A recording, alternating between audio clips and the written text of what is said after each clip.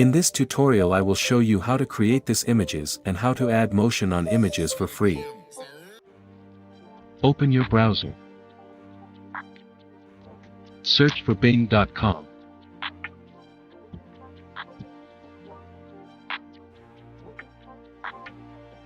Click on Images.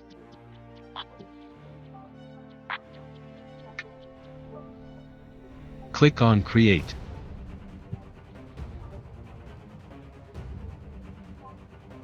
Here you can type your prompt.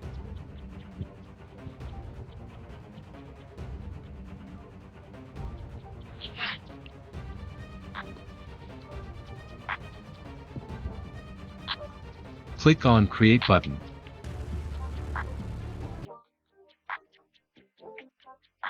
Click on Image to preview.